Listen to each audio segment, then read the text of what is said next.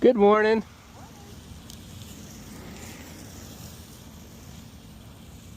Yeah, rollerbladers. The small shortcuts that can destroy your eBay business. One of the biggest threats to an eBay business isn't competition. It's not slow sales. It's not bad inventory. It's shortcuts. And scary thing about shortcuts is it usually seems harmless. A rush title, a quick photo, a condition issue you don't fully explain, a listing you don't double check, a SKU tell yourself you'll organize later. None of these feel like a big deal in the moment, but over time they create problems. Let's face it, most businesses failures don't happen because of one massive mistake. They happen because of hundreds of small shortcuts that slowly stack up on top of each other. One inaccurate listing becomes a return. One missed inventory location becomes a canceled order. One skipped detail becomes a negative feedback. One bad habit becomes part of a process. And eventually, those little leaks start costing real money. I've learned something interesting over the years of selling on eBay. Most successful sellers aren't necessarily the smartest. They're often the most consistent. They do the little things correctly, over and over again, even when nobody else is watching. Think about inventory management. Nobody sees it. Customers don't know if your shelves are organized. But when an item sells on you can find it in 10 seconds instead of 10 minutes. Suddenly, that discipline matters. The same thing applies to the photos, descriptions, shipping, customer service. The sellers who win long-term usually have fewer leaks in their system. And honestly, that's what professionals really is. Doing things correctly when there is no immediate reward. One lesson I've learned is that the close enough can be expensive, especially at scale. When you have 10 listings, a small mistake isn't a huge deal. When you have 1,000 listings or 10,000 listings, small mistakes become major problems. That's why I think every reseller should audit their business. Ask yourself, are my titles accurate? Are inventory locations correct? Are my prices competitive? Are my photos clear? And I follow the systems I've created, because systems only work when we actually follow them. They're today's challenge. Pick one area of your reseller business and audit it completely. Not quickly, not halfway, completely. Maybe it's inventory, maybe it's shipping, maybe it's your drafts, maybe it's your SKU system. Find one area and look for leaks, because every leak you fix today saves time and money and frustration later. Appreciate you guys watching. If you're building your reseller business one step at a time, subscribe to the channel. And remember, the difference between an average reseller and a professional reseller is often found in the details nobody else sees. See you guys in the next one. All right, we got our lot in from Colorado. I bought 2 lots of patches. I paid a little bit too much for this, but I should be fine. They're police.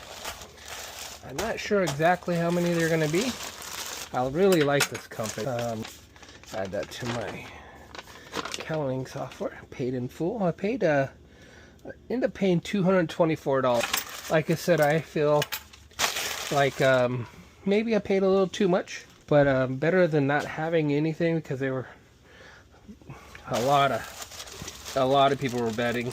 There were 31 lots of these, about all the same size. So what I'm gonna do, hey boo boo, I'm gonna come out here and start putting them in order out here, so I can try to find all the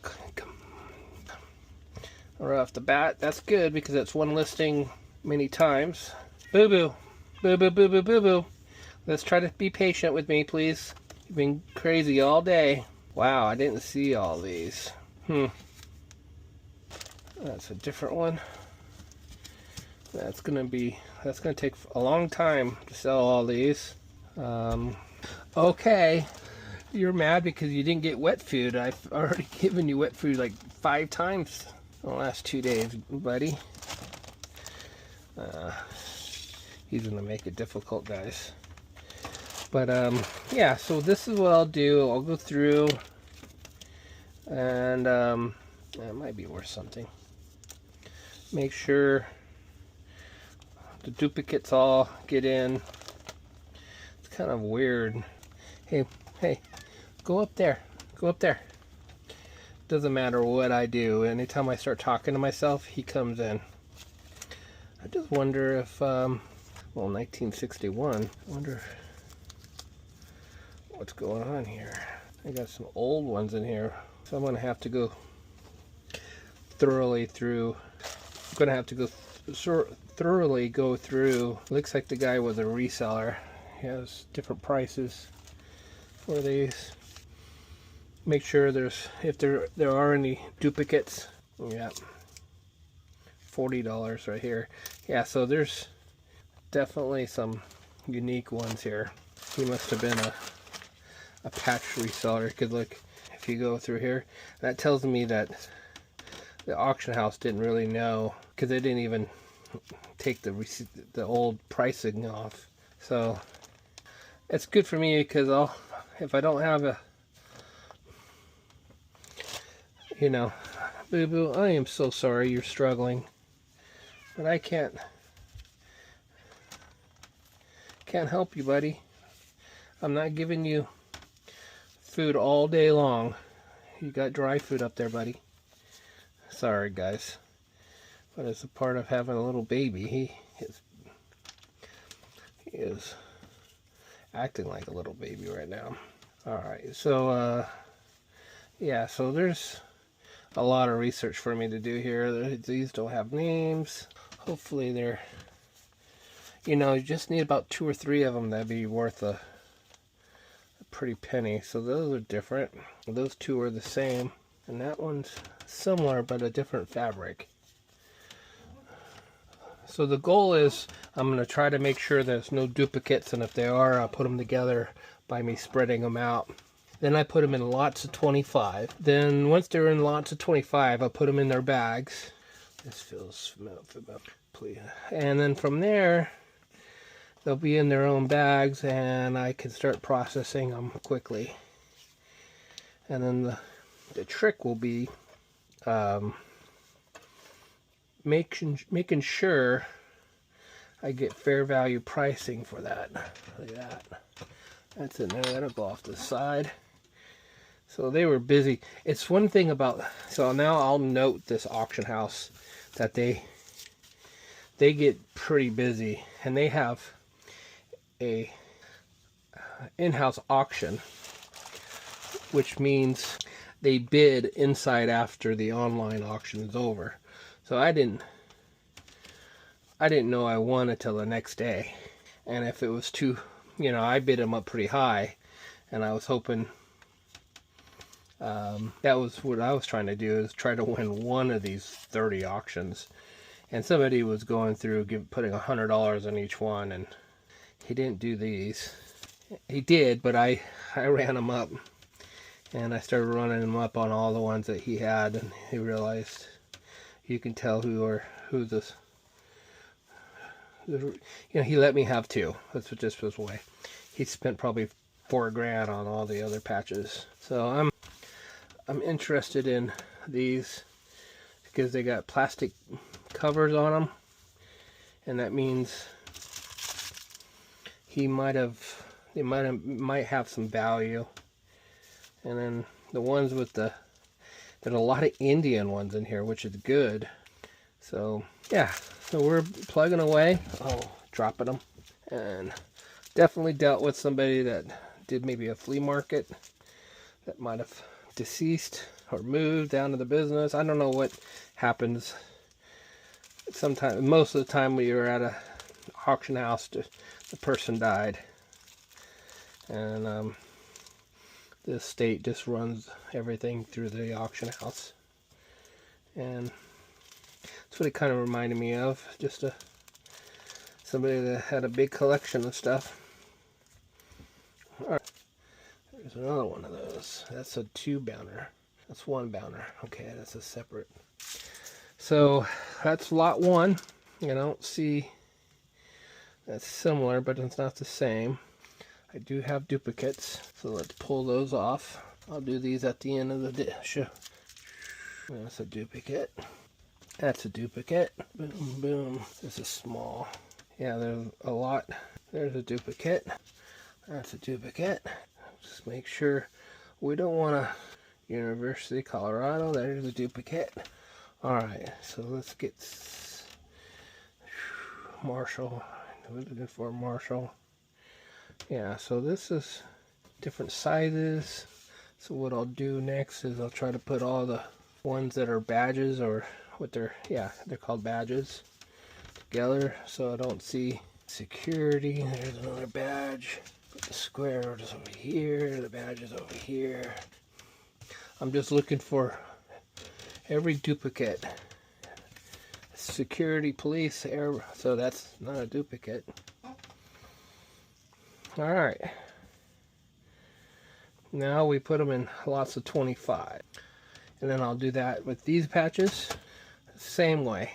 So basically 2, 3, 4, 5, 6, 7, 8, 9, 10, 11, 12, 13, 14, 15, 16, 17, 18, 19, 20, 21, 22, 23, 24, 25. That's one plastic bag. So I only go through 25 when I sell one through out of this batch. So it's a little easier, a little quicker. It speeds up the 2, 3, 4, 5, 6, 7, 8, 9, 10 duplicates, 11, 12 duplicates, 13, 14, 15, 16, 17, 18, 19, 20, 21, 22, 23, 24, 25. So that's 50. 2, 3, 4, 5, 6, 7, 8, 9, 10, 12, 13, 14, 15, 16, 17, 18, 19. Alright, so, and that's how we do it. And those are duplicates. They'll go. So I'll do the same thing here. I'll open these up, look for duplicates, and then we're that much closer. So now you understand, duplicates are good if they're have value. Meaning, if you find something that is rare and then you have duplicates of them, it's great because they just sell.